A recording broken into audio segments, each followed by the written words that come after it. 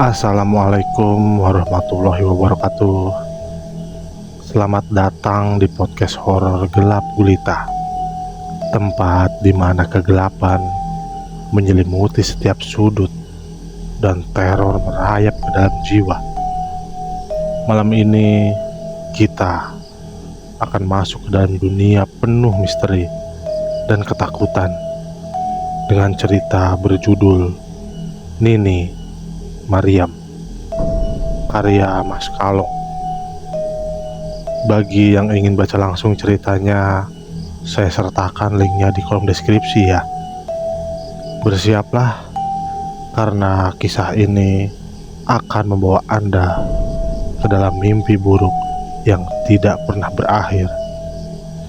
Matikan lampu, kunci pintu, dan biarkan suara ini menjadi teman malam Anda.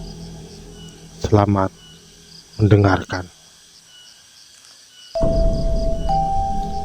Nini Mariam, pemakan ari-ari bayi. Di sebuah dusun tinggal seorang nenek dalam kesendirian tanpa teman, anak, serta sanak saudara. Nenek itu bernama Mariam, tapi warga sekitar dusun biasa memanggilnya dengan Nini Mariam atau Nini Iyam. Di usia senjanya, Nini masih melakukan perbuatan yang menjadikan salah satu larangan umat muslim, yaitu menyekutukan Allah. Nini Mariam pemuja aliran iblis. Nini Mariam merasa dirinya hebat, kuat, dan mampu dengan segala kekuatannya. Bahkan, ia memiliki beberapa murid yang juga seperti dirinya, yaitu pemuja iblis. Nini Iyam sungguh terkenal dengan ilmu yang ia hasilkan, yaitu ilmu penguasa hitam, pemakan ari-ari bayi. Ilmu itu tak bisa membuat ia terbunuh, bahkan membuat para dukun di sekitar dusun itu takluk padanya, walaupun ia seorang nenek-nenek tua. Di setiap malam Jumat Kliwon, selalu melakukan ritual memakan ari-ari bayi yang baru lahir, agar kekuatan ilmu hitam tak memakan dirinya. Begitulah syarat yang mengikat dari pemujaan iblis. Untuk mengetahui di mana ia harus mencuri ari-ari bayi, ia mengutus seekor cicak untuk mengetahui keberadaan orang yang sedang hamil. Cicak itu akan terus memantau sampai waktunya melahirkan, dan saat akan melahirkan, Nini Iyam akan memantau, bahkan menjelma menjadi dukun untuk membantu kehidupan sehari-hari, layaknya seperti nenek pada umumnya. Ia melakukan kegiatan ke ladang, berbaur dengan para warga dusun. Sebenarnya Nini Iyam bukanlah penduduk asli dusun itu, melainkan berasal dari Alas Purwo. Ia diusir dari Alas Purwo oleh penguasa alam gaib karena melanggar pantangan mereka.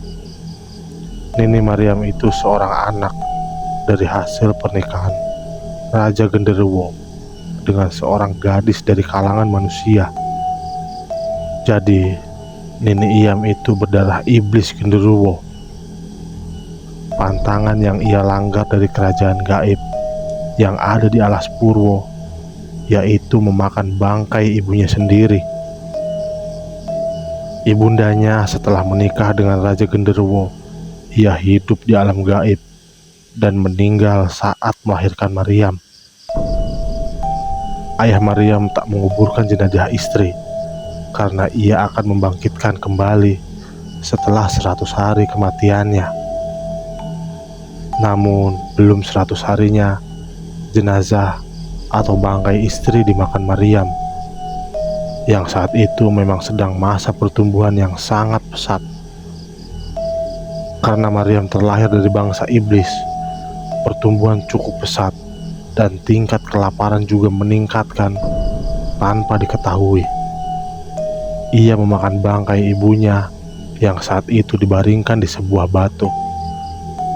Maryam tergiur akan bau busuk yang keluar dari mayat ibunya. Ia pun memakan bangkai itu hingga bagian tangan kiri tak berbekas di lahapnya. Saat sedang menikmati, ayahnya menghampiri dan sangat murka.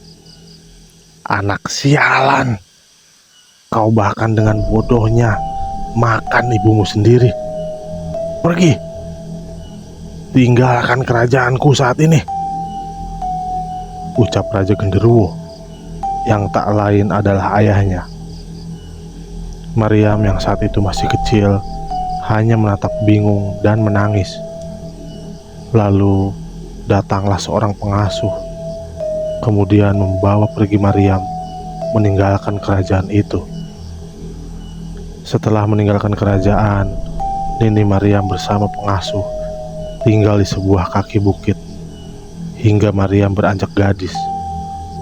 Sifat iblis Maryam pun semakin menjadi, membuat pengasuhnya kewalahan mengikuti kemauannya yang harus memakan bangkai atau daging segar.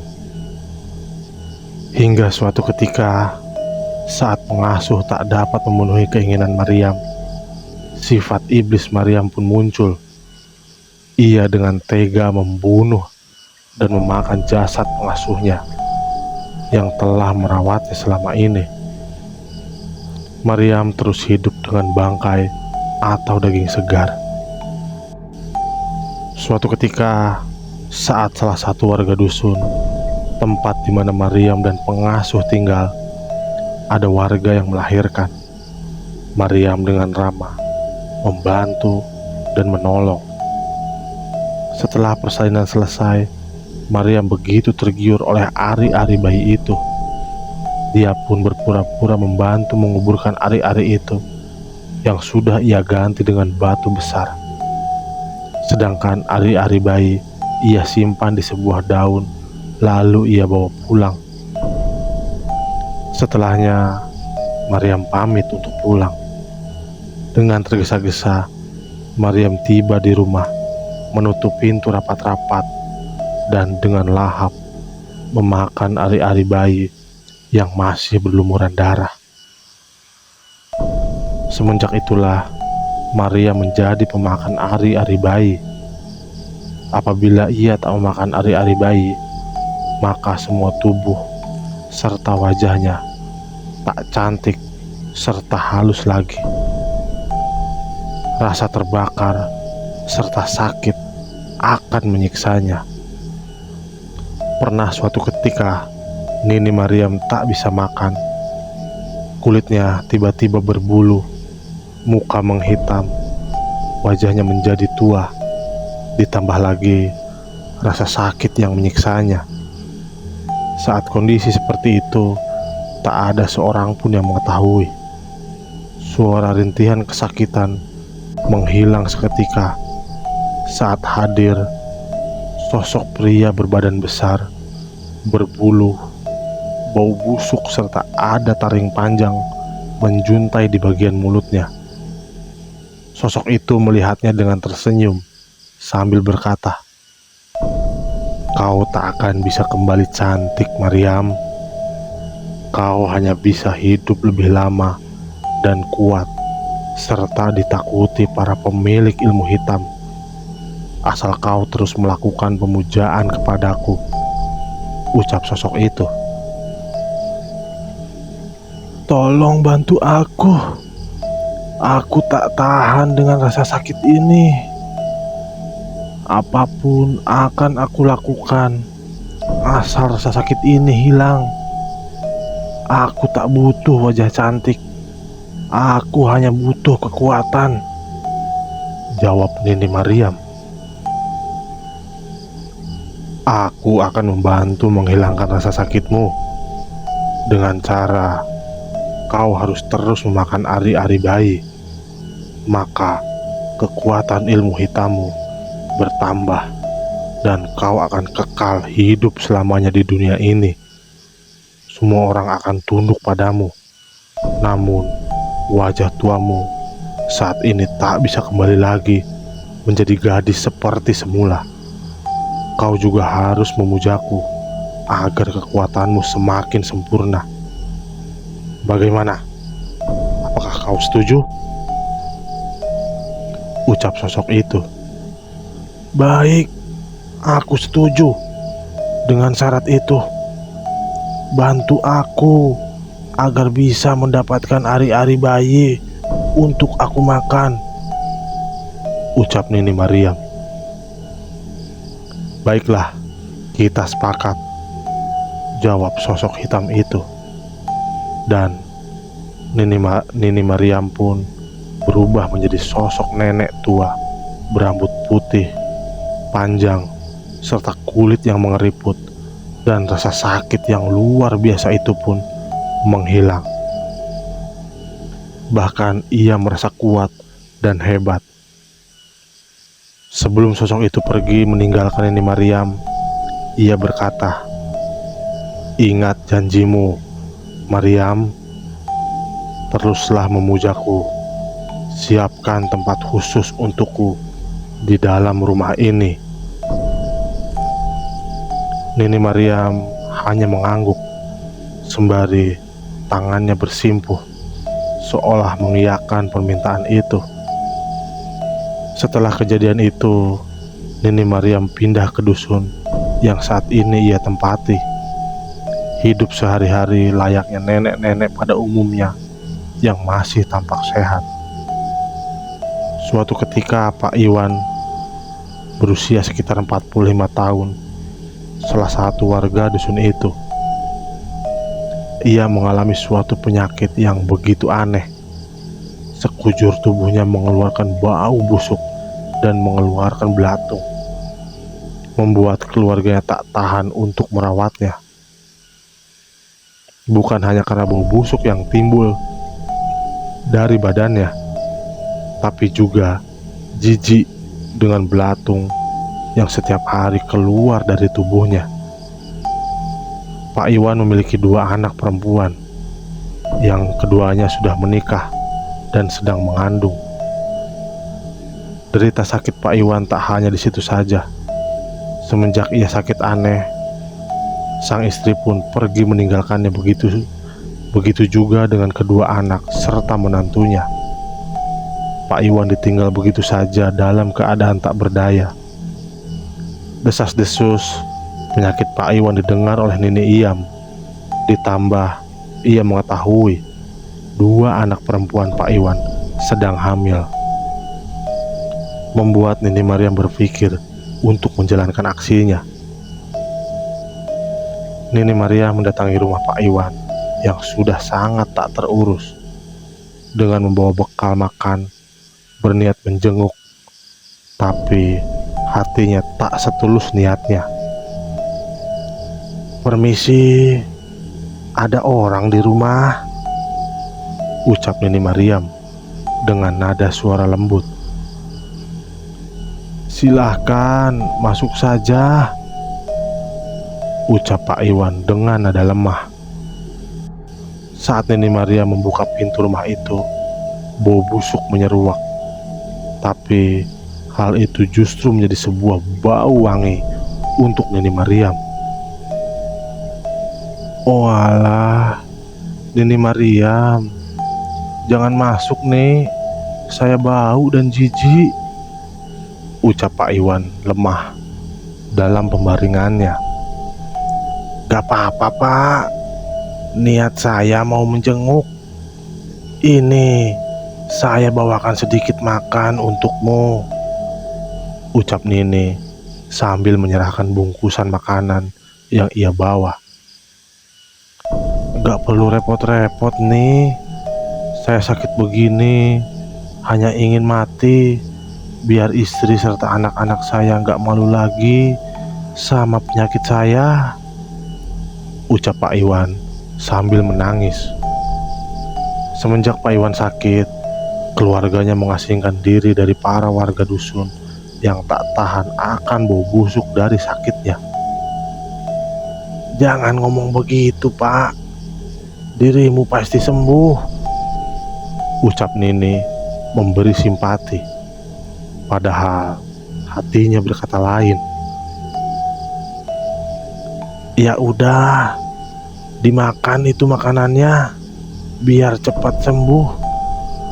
Nini pamit pulang dulu, imbuh Nini sambil tersenyum menyeringai sebelum meninggalkan Pak Iwan sendiri. Baik nih, makasih sudah bersedia menengok, ucap Pak Iwan sambil memakan makanan yang dibawa Nini Mariam. Tak lama terdengar suara teriakan kesakitan memilukan yang berasal dari rumah Pak Iwan. Suara berteriak meminta tolong, tapi hanya Nini Mariam yang mendengar karena ia belum begitu jauh saat ia beranjak dari rumah Pak Iwan. Katanya kau mau mati, Iwan. Itulah ajalmu. Nikmat bukan makanan penutup kematianmu.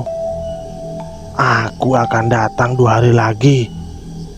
Kubiarkan dulu tubuhmu menjadi bangkai agar lebih nikmat saat aku santap, gumam Nini Mariam, kemudian pergi meninggalkan tempat itu. Tepat malam kedua meninggalnya Pak Iwan yang tanpa diketahui siapapun, Nini Mariam mendatangi rumah tersebut dengan keadaan yang gelap gulita sambil berjalan dengan senyum menyeringai. Ayo para iblis, kita makan tubuh si Iwan ini dengan lahap. Nini Mariam pun memakannya dengan lahap. Setelah kejadian itu, dusun kembali tenang. Tak ada lagi yang sakit serta kehilangan ari-ari. Karena begitulah, kalau Nini Mariam memakan bangkai atau jasad, ia tak akan beraksi sampai malam Jumat Kliwon selanjutnya. Keadaan dusun kembali mencekam saat bulan purnama dan tepat malam Kliwon. Suara jeritan kesakitan dari salah satu warga dusun yang saat itu hendak melahirkan malah menjadi mencekam. Hembusan angin yang begitu kencang ditambah terangnya purnama bersinar. Ampun, aku gak kuat. Ini sakit sekali. Kemana Mas Joko? Kenapa lama sekali memanggil dukun di dusun sebelah, Bu? Ucap Dewi yang sedang berusaha menahan rasa sakitnya kepada ibunya yang saat itu menjaganya. Tanpa mereka ketahui, Nini Mariam sudah memperhatikan mereka dari luar rumah itu. Nini Mariam menjelma menjadi dukun yang biasa membantu persalinan para warga dari dusun sebelah. Suami Dewi berlari tergesa-gesa ke rumah. Ia ingin menyampaikan bahwa dukun beranak di dusun sebelah tak ada di rumahnya. Namun saat hendak tiba di pekarangan rumah, ia terkejut melihat dukun beranak itu ada di depan rumahnya. Ya Allah nih, saya tadi ke rumah Nini, tapi Nini gak ada, ucap Joko kepada Nini Mariam yang menjelma menjadi dukun beranak. Ya wes, ayo kita masuk, bantu istrimu melahirkan, ucap Nini penuh semangat. Proses persalinan pun berjalan lancar. Namun tanpa mereka ketahui, ari-ari bayi Joko dan Dewi ditukar Nini Mariam dengan sebongkah batu yang ia bungkus dengan kain, lalu ia kuburkan selayaknya ari-ari bayi. Sedangkan ari-ari bayi yang aslinya ia simpan di sebuah bungkusan yang terbungkus daun pisang. Setelah merasa semua beres, Nini pun pamit. Saya permisi pulang karena sudah malam, ucap dukun jelmaan Nini Mariam kepada Joko dan Dewi yang saat itu sedang berbahagia atas kelahiran anak mereka. Ya sudah, ayo nih saya antar pulang. Sudah terlalu malam. Ini jauh lagi, ucap Joko yang beranjak dari duduknya. Gak usah, kau temani saja istrimu. Aku sudah biasa pulang malam sendirian, ucap Nini menolak halus. Jangan nih, gak apa-apa. Biar diantar Mas Joko saja. Aku ada ibu yang menjaga, ucap Dewi membenarkan perkataan Joko suaminya. Gak apa-apa, aku biasa, balas Nini yang bergegas jalan pulang. Ya udah nih, hati-hati ya, ucap Joko. Nini tak menjawab pertanyaan Joko. Ia bergegas menuju rumahnya. Saat sampai di rumah, Nini merubah kembali wujud aslinya, lalu membuka bungkusan ari-ari bayi yang terlihat begitu menggiurkan baginya. Saat hendak melahap, tiba-tiba ada sosok yang mendatanginya. Sosok itu begitu cantik dan berpakaian serba putih. Cukuplah nak, cukup kau lakukan perbuatan ini. Ibu sedih melihatmu. Kembalilah ke alas Purwo dan bertemulah dengan ayahmu dan memintanya untuk mencabut sukmamu agar kau tak melakukan hal ini nak, ucap sosok wanita cantik yang tak lain ibunya. Siapa kau? Sembarangan mengganggu kenikmatanku, balas Nini murka ke sosok itu. Aku ibumu nak, ibu yang melahirkanmu, ibu yang dipaksa menikahi ayah iblismu hanya karena dia menginginkan keturunan dari bangsa manusia. Karena dengan memiliki keturunan dari bangsa manusia, kekuatan dia bertambah dengan mengisap serta memakan tubuhmu hidup-hidup, jelasnya. Manusia dan iblis tak boleh bersatu. Itulah kehendaknya Sang Gusti Allah. Apabila kesesatan menghampiri hidupmu serta kemurkaannya menolakmu, kelak ajal menjemputmu, imbuhnya. Hei wanita sok pinter, aku tak akan mati karena ilmuku sakti mandraguna.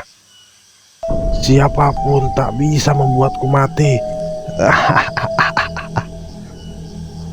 ucap Nini Mariam sambil melanjutkan memakan ari-ari bayi itu. Ajal Sang Gusti sangat pedih nak. Ibu tak ingin kau tersesat. Kembalilah ke alammu. Jangan lagi kau lakukan perbuatan itu. Aku tak peduli. Aku akan hidup selamanya dengan memakan ari-ari bayi ini dengan kenikmatan, lanjut Nini Mariam. Baiklah, bila kau tetap akan pendirianmu, maka ridhoku tak menyertaimu. Suatu hari kau akan menyesali perbuatan yang akan diketahui oleh semua orang di dusun ini. Beraninya kau padaku, hai wanita sok pinter. Rasakan mantra pembakar sukma. Sembari mengucapkan mantra, tapi mantra itu tak berefek apapun kepada sang wanita cantik yang tak lain ibundanya sendiri. Makhluk macam apa kau? Tak bisa terbakar oleh mantraku. Aku hamba Allah yang diizinkan membawamu dalam kebaikan cintaku untuk ke jalan yang Gusti Allah serta ridhoku. Aku tak percaya ada siapa itu Gusti-Gusti. Itu karena akulah yang paling kuat sejagat raya alam ini, ucap Nini Mariam. Sadarlah nak, terlahir dari rahimku karena kehendak Sang Gusti Allah. Jadilah pribadi yang lemah lembut. Kau seorang wanita nak, ucap ibunya yang berlinang air mata. Berdebah, kau telah berani memerintahku. Musnah kau dengan ajian mantra peleburan sukmaku ini. Rasakan. Nini Maria mengeluarkan semua kekuatan hingga ia sendiri kewalahan dan terpental. Wahai wanita, siapa kau sebenarnya?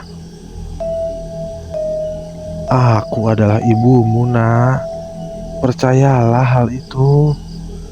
Ibu yang melahirkanmu. Walaupun aku tak membesarkanmu karena kematian memisahkan kita.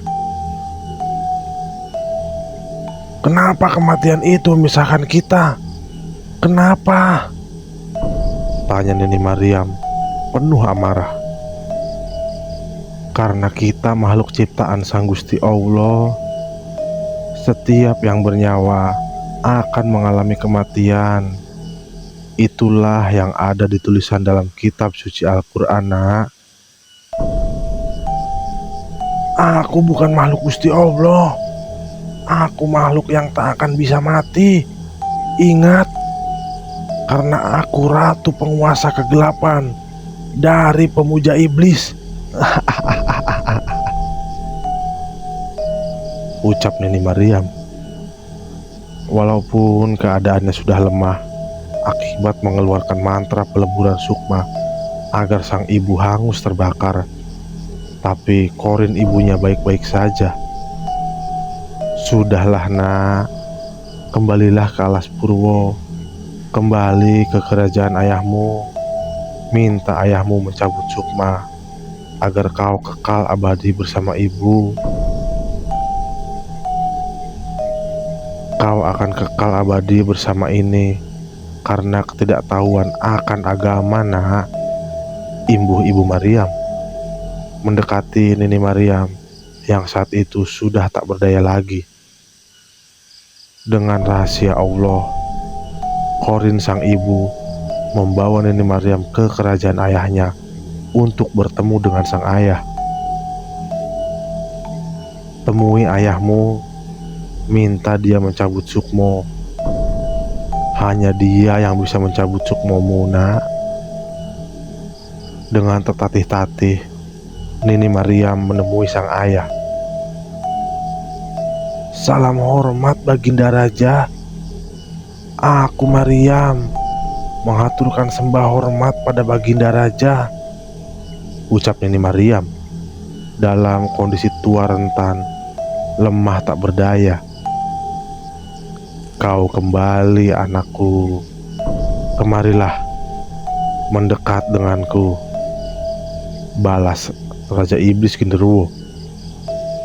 Nini Mariam berusaha bangkit dari duduknya, namun apa daya, kondisinya tak mampu. Kemudian Raja pun menghampirinya. Apa yang terjadi denganmu nak? Kenapa kau begini? Siapa yang melakukan ini padamu? Tanya Raja Genderuwo. Aku Kang Mas. Aku tak ingin anakku bernasib sama denganmu. Maka aku mohon, lepaskan sukmonya. Biarkan dia tenang dengan kekal abadi bersamaku. Sudah cukup semua perbuatannya, ucap Qorin, ibu Nini Mariam. Dia anakku. Biarkan dia tinggal bersamaku, ucap angkuh sang raja. Kau hanya ingin memanfaatkannya agar kekuatanmu bertambah kuat. "Sudah cukup kau melakukan itu padaku," ucap sang ibu dengan berderai air mata. Melihat wanita yang dicintai tanpa belas kasih, Raja Iblis mencabut sukmo Nini Mariam dari raganya hingga Nini Mariam menjerit kesakitan yang luar biasa. Dan Nini Mariam pun meninggal seketika bersama tetesan air mata yang mengalir di kelopak mata indahnya. Kini jasad Nini Mariam berubah menjadi wanita cantik seperti sedia kala, dan sang raja menyuruh beberapa pengawalnya membawa jasad itu ke sebuah tempat. Hingga kini tempat di mana jasad Nini Mariam berada tak seorang pun yang mengetahuinya. Dan Nini Mariam pergi bersama sang ibu dengan senyuman. Sukma yang lepas dari raga tak selamanya mati, kekal abadi bersama kebaikan atau keburukan perilaku selama hidupnya. Terus perbaiki diri menjadi lebih baik. Tak butuh pengakuan dari orang, karena kebaikan akan terlihat dalam sebuah buku catatan amalan kebaikan kelak. Selesai. Oke, itulah tadi Nini Mariam karya Mas Kalong. Dan terima kasih sudah menonton cerita horor kali ini. Jika Anda menikmati kisah ini, jangan lupa untuk like, share, dan subscribe agar Anda tidak ketinggalan cerita-cerita menyeramkan lainnya. Aktifkan juga lonceng notifikasinya supaya Anda menjadi yang pertama tahu ketika ada video baru. Jika Anda punya pengalaman horor atau cerita seram lainnya, tuliskan di kolom komentar di bawah. Sampai jumpa di cerita berikutnya, dan ingat, hati-hati saat gelap tiba. Selamat malam.